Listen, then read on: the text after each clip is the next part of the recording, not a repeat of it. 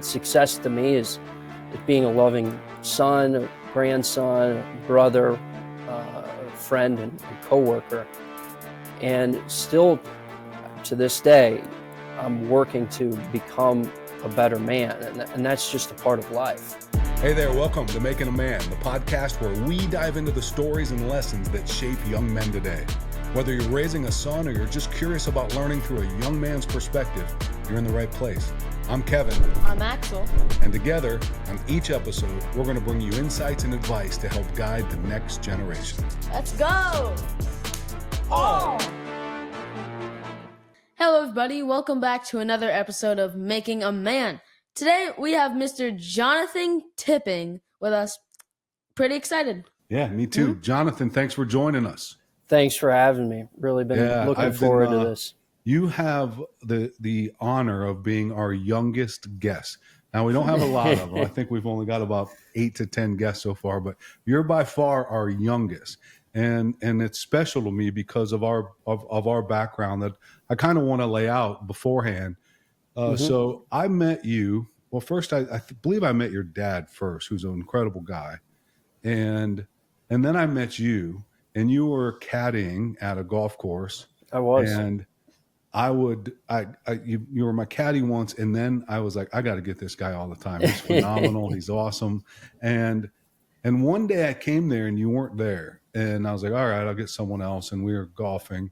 And I forget what hole I was on, but across the street in another neighborhood from the golf course, I heard, Mr. Ramsire. And I look over, and you are like knee deep in mulch and you're doing landscaping. And I'm like, what are you doing? You're like, I got like a landscaping lawn care business too. And that just touched my heart. I knew right then that you were a hard worker. And one story, Axe, is when Jonathan, this was a long time ago. He's come a long way. But when he was caddying, I would always say, Jonathan, we'd come up to this par 3 and I'd say, look, here's a tip I'm going to give you. It's a pretty good tip. I'll give you a chance. You don't have to take this deal, but if you want to do it, I'll take any club you want. If you hit the green, I'll double the tip. If you miss the green, I reduce it by 50%. And you know what? I offer that a lot to people, and he's like one of the few that would do it. And I always was like, he likes a challenge. He likes a little bit of risk, and he's a hard worker. So, and that led to us starting to talk more about life and business in general. And you were in college at the time. And then Jonathan became an intern for one of our businesses. And to this day, Jonathan, I don't know if you ever stay in touch with them, but they speak so highly of your time there and what you've done there. And even after you left, you help us kind of with a broader program there that you stayed involved. So, and now he's starting a successful career in real estate. And I'll tell you, Axe, if there's a young person that I could ask you to emulate and learn more about, it's this guy. He's a self-starter. He's a hard worker. He comes from an unbelievable family. He's extremely polite. And more importantly than that, he knows what he wants and he goes and asks for it. And that's a really, really important trait. So I've rambled a lot, Jonathan, but the point I want to make is I'm so grateful that you're here with us today and can bestow some knowledge on Axel and myself. Well, thank you, Mr. Ramsire, for those very kind words. I look back fondly on those times on the golf course together, me caddying for you. We had a great time there, and I was able to learn a lot. Spending 4 hours on the weekend with you, I was able to ask a lot of questions. None of my bad habits wore no. off on you. And you're a much better golfer than me, so hopefully my golf game didn't wear off on you. But why don't you do this, Jonathan? If you could talk to us about your life growing up and how you got to where you're at today. Yeah, that's a great way to start. I was born and raised in Akron, Ohio, and then attended Walsh Jesuit High School. And after my time at Walsh, I went to and studied at Miami University in Oxford, Ohio, where I majored in finance with a political science minor.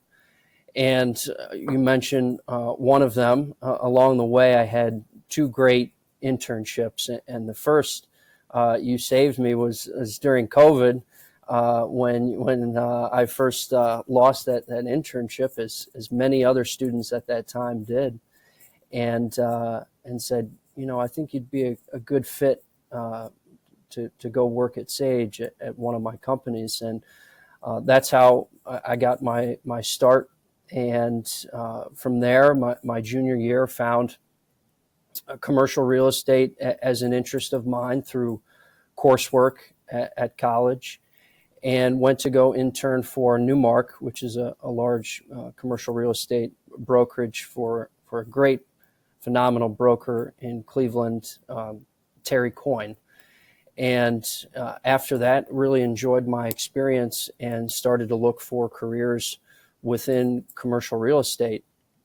And that's where I found CIBC Bank on a smaller team here in St. Louis, where I could have a lot of exposure and contribute to the team from day one. And I've now been with the bank for 2.5 years on their commercial real estate team, where I work on financing the development or the refinance of commercial real estate across the country. A lot of industrial properties, multifamily, student housing, and retail.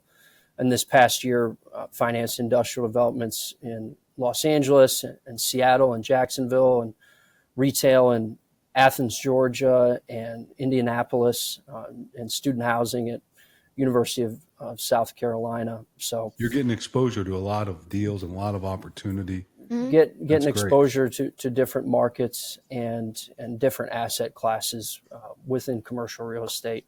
Good. And also getting that banking experience as well. And Absolutely. I don't mean to interrupt you, but do you know what commercial real estate is? I'm pretty sure. Isn't it where like I know it has to do something with like housing and stuff. Well, like a house is a residential real estate, like somewhere people live. Yeah. Commercial is like, Like hotels? hotels and Hotels. office buildings, Like Airbnbs. apartments, things like that, right? Am I right, Jonathan? right, industrial facilities, warehouses. Yeah, well, good. So, shameless plug for you like St. Louis, you've been there for a while now. What's the best, if Axe and I go to St. Louis next week, where's the place we need to eat? What's a good restaurant there? You got to go to the Hill. The Hill. That's the Italian neighborhood, and you got to eat. That sounds good. Meatballs. You got to eat at Avocado. Charlie Guido's. That's All right. a great spot. We will do that. Axe, you want to ask something? I've taken the whole show here. Yeah. If you could give a kid like me any advice, what would it be? That's a great question, Axe. I played rugby back in high school at Walsh Jesuit, and I had a coach from Wales. He was our head coach, and one thing that he would say, and that stuck with me, it was during our senior season on our playoff run, and the phrase was "Outwill, Outwork." And that really stuck with me along the way. And if you can outwork your competition, whether that be in school or in your career, and you show up every single day, you can excel at what you do and pass up your peers. And that phrase, outwill, outwork, connected back to my early childhood. My father is a big history buff, and he's a big Winston Churchill guy. And Winston Churchill had that same mentality: never give in, never give up, outwill and outwork. And that's how it has carried on with me in my life, that lesson. Because so many people will give up when the going gets tough. But if you can outwill and outwork, and sometimes that's yourself. If you can outwork yourself and outwill yourself in your own mind, you can really succeed at life.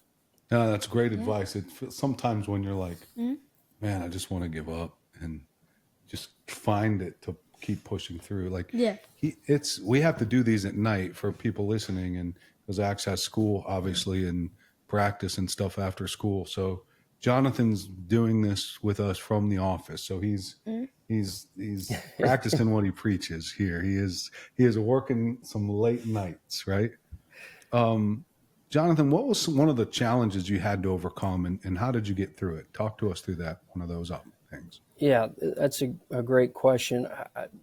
Looking back, I think one of the greatest challenges of my life was moving to St. Louis in January of 2023. I took a great opportunity with the bank, as we discussed, to work in exactly what I wanted to do to develop my career within commercial real estate. But being in a city where I didn't know a single person, not a soul, no family in the area, no friends or fraternity brothers moved here alongside me. That was extremely challenging, and I basically just hit the ground running and put my head down and worked and got acclimated with the community, and treated that almost as much as I treated my job, by scheduling lunches with other individuals in the industry, whether they be other bankers or brokers, scheduled with meetings with clients as well, and attended industry events and got involved in professional organizations. And it really all came full circle this week. Now, fast forward 2 years, January 2025, I was personally invited by the governor and lieutenant governor of Missouri to attend their inauguration ceremonies and the governor's ball this week. And wow. it instilled That's that. some serious networking. Yeah. Thank you. Thanks. Yeah. In 2 years, you worked your way to the top of the state, basically. well, it really just instilled with me, and I had help along the way. Being a part of Missouri Athletic Club, and the social chair of the associates board is where I've met so many great people, whether it be other folks from Miami University that I didn't know that are my age, yeah, and other great people within the area. But I focused when I got here on connecting with St. Louis and connecting with the area and building my own relationships, charting my own way, and not moving back to Ohio and seeing, really taking a bet on myself, how I could continue to grow and become a better person.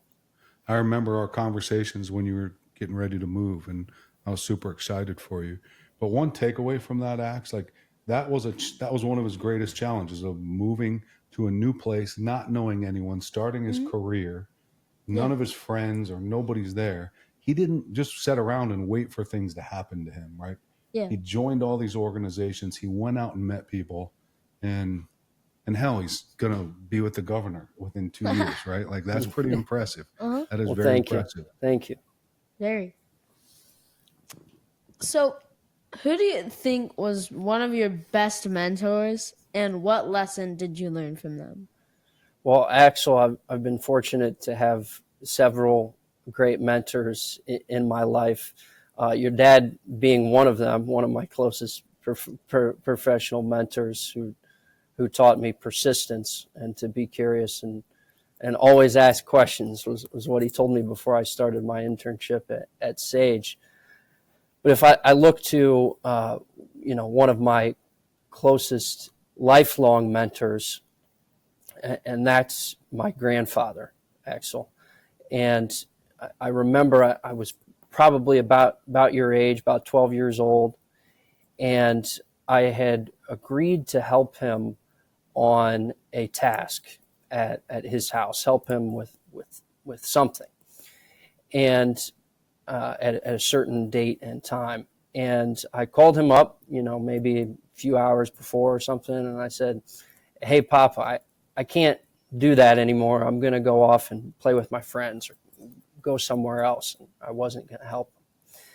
And he was very disappointed in me, rightfully so, because I had agreed in just a day or so ago that I would help him at this certain point in time with that task. And he taught me there at that lesson, and he told me, Jonathan, a man's word is the most important thing he has in life. And it builds trust and respect and reliability. And the mentors that I've had in my life are men of their word. They did what they were going to do when they said they were going to do it. I love that answer. Yeah. That's really good. Yeah, I remember you talking a lot about your grandfather. So thanks for sharing that. Of course. What, I'm sure there's a lot of traits of your grandfather and your father that you emulate, but if you look back in your past of people that you've looked up to, what are some of the traits that stand out from people that you look up to that you would recommend Axel trying to emulate? Yeah. Well, they think big. They're entrepreneurial. They think big, not within the sense of today or tomorrow, but they think in the future. They're forward-looking individuals. They're entrepreneurial, and they keep their faith at the forefront of what they do, which is something I learned from my grandfather.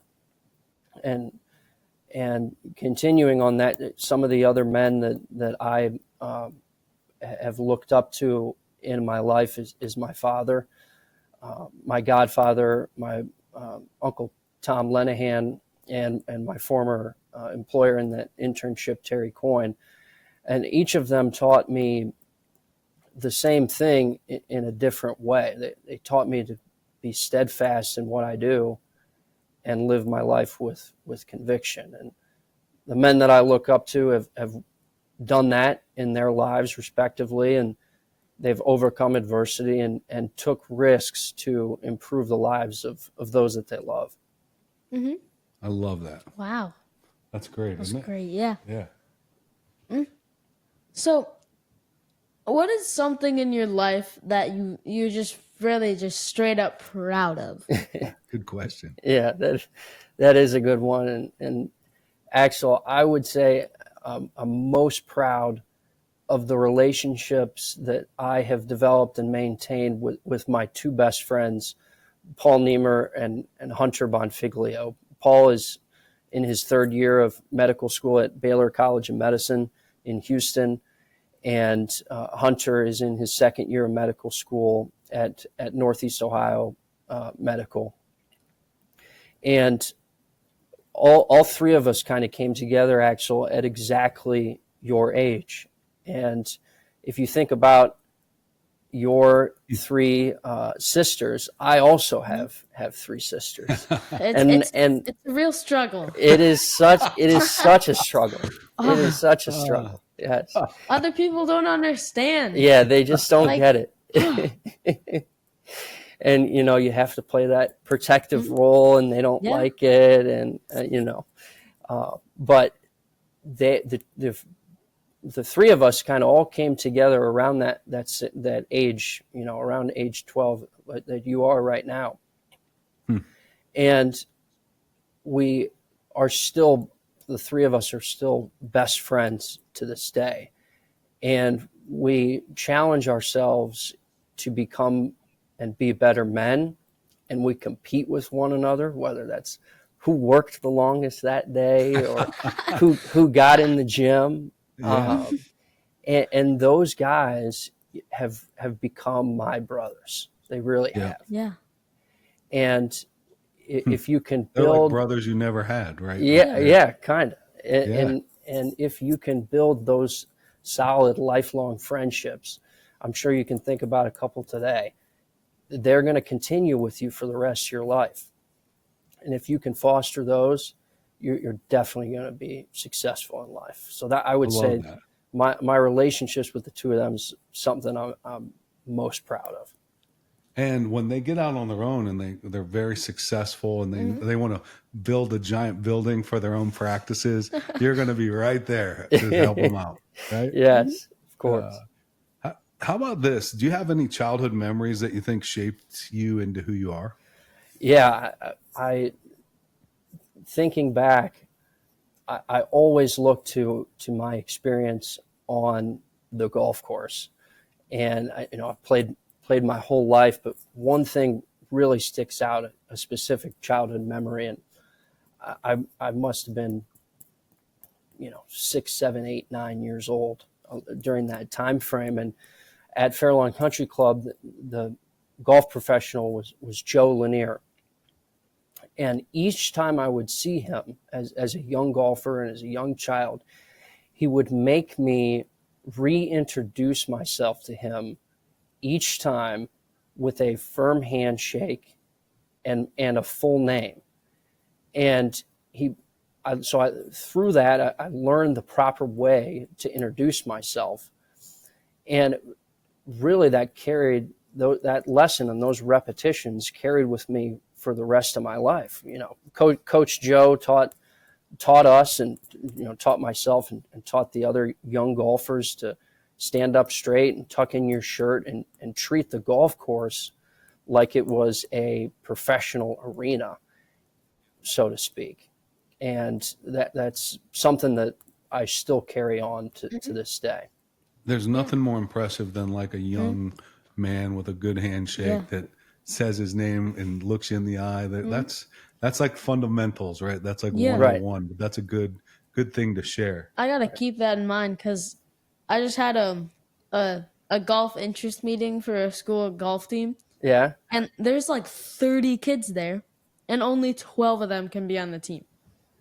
So hopefully I'm one of the 12. Yeah. And I know I'm gonna. We'll see. Oh yeah. Well, we're coming towards the end. You got any other questions? Maybe 2 more. Yeah. Okay. So, how would you define success? Axel, this is a extremely difficult question to answer. This is the age-old question, and when I think about it, I really think that success is achieving your purpose in life. It's achieving what you set out to fulfill your purpose. And success to me is being a loving son, grandson, brother, friend, and coworker. And still to this day, I'm working to become a better man. And that's just a part of life. Yeah. It's learning from your mistakes, and it's okay. You're going to have failures along the way, but the most important thing is making those changes and improving the process and becoming a better man. And while it's early in my career and there are challenges, I know if I keep putting in the repetitions, seeing every new deal that comes across, or going out to as many events as I can, try to meet as many people, if I can keep that up, I'm going to achieve my definition of success in the future. There's no doubt. I could not have said that better. Yeah, that's really good, wasn't it? Thanks, guys. That was really good. Look, here's to continued success. I'm going to I'll always be your greatest cheerleader, like from the sidelines, and thanks, obviously Mr. always here Rizzo. if you ever want to chat or vent or anything that I can do to help. But I know that you're on the right track, Jonathan. And thank you. I'm excited to see how everything unfolds for you, and good luck with the governor, and keep us little people down here in mind, will you? And we appreciate you joining us. Thank you so much. Of course. Thanks so much for having me. This has been great, and this is such a great idea to have a podcast like this. Oh, thanks. Oh, yeah, we're having fun with it so far. We'll see where it goes. It's the coolest thing. Yeah, thanks a lot. We appreciate it. Great having you. All right. Thanks for having me. Good job, Axe. All right, let's get this good. Let's do it. Oh. We try to get a good dab handshake every in. time. Anyway, we appreciate it. Thanks a lot. Thank you. Of course. Thanks for joining us today on Making a Man. If you found value in today's episode, don't forget to subscribe and share it with others. Together, we can keep inspiring and guiding the next generation. Thank you. See you next time. Oh!